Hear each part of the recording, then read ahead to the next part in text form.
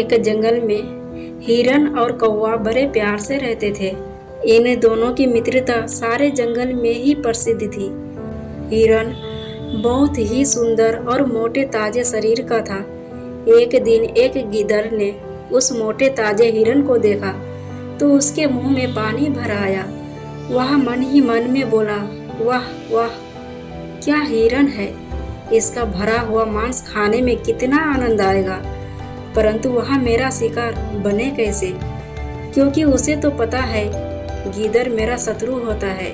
जैसे ही मैं उसके पास जाऊंगा वह मुझे देखते ही नफरत से दूर भाग जाएगा। फिर गीदड़ के तेज दिमाग में हेरा फेरी की एक योजना ने जन्म लिया। वह समझ गया कि हिरन सीधे तरीके से काबू आने वाला नहीं है।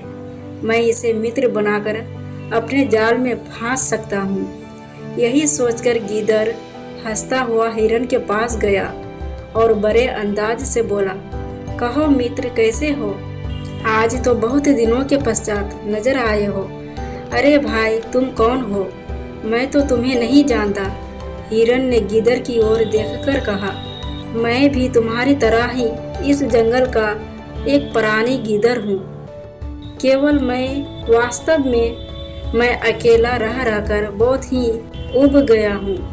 कहीं मन नहीं लगता। इतने बड़े जंगल में अकेला। तुम ही सोचो कि मेरे दिल पर क्या बीतती होगी।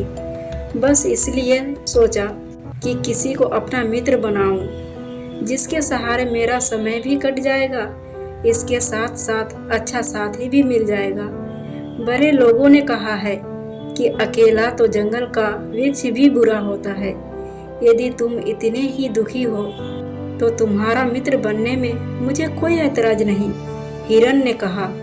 फिर दोनों एक दूसरे के गले मिलते हुए मित्रता की नींव रखने लगे। दोनों बहुत देर तक इधर उधर की बातें कर अपना मन बहलाते रहे। हिरन को ऐसा लगा जैसे वास्तव में उसे सच्चा मित्र मिल गया हो, क्योंकि गीदड़ तो मीठी मीठी बातें करने में बड़ा होशियार था। हिरन बेचारा सीधा साधा और भोला भाला था।